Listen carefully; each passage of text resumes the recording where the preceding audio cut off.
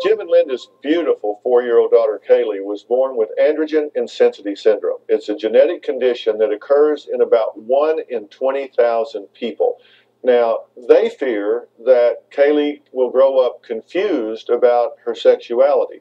So they're wrestling with the issue right now is what to tell her, when to tell her, and how to minimize her adjustment into life. I mean, that's the key, right? That's right. And you know, an awful lot of people that make the decision early on make the decision to go the male route because of the genetic encoding, that there is the X and Y chromosome.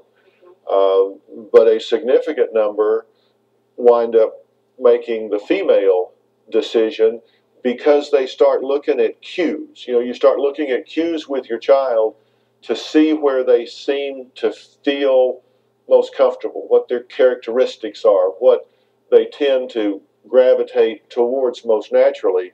Because for the two of you, what you want is for her to have a clear definition of who she is, male, female. You don't really at this point have any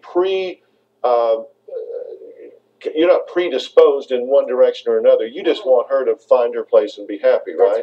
That's right. That's right. And the question is if you make a sexual assignment now and start guiding towards one way or another, and you're going to hit a threshold at puberty where there could be a confirmation that that's the right decision, or there could be a major shift at that point.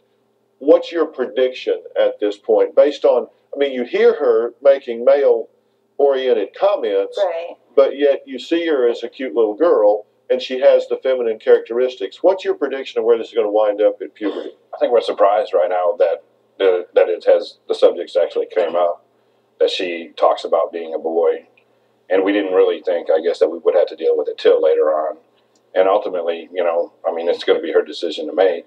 My suggestion to you, and I think that the people that deal with this a lot more than I do will concur, that what you need to do is monitor her preferences rather than program them. You're going to have to reassess this when you hit puberty. And what you can do now is monitor what she does. There are huge individual differences among little girls and huge individual differences among little boys. There are little girls who don't like having their hair brushed, and there are little girls who just think they're a princess and everybody should brush their hair all day long. And it's not that one is right and the other is wrong. It's just there are differences among them. And you don't know yet whether her sensitivity to, you know, am I going to be a boy, am I going to be a boy, is because she has brothers, or if it's because she's starting to get some signals. And I'm going to get you some interesting information to look at this for what some of those markers are. Okay. We have an excellent resource. We have a Dr. Phil advisory board from all around the country, and we have some great resources at Harvard University that's going to get you some additional information, and we're going to help you all follow this along. Okay. We'll be right back.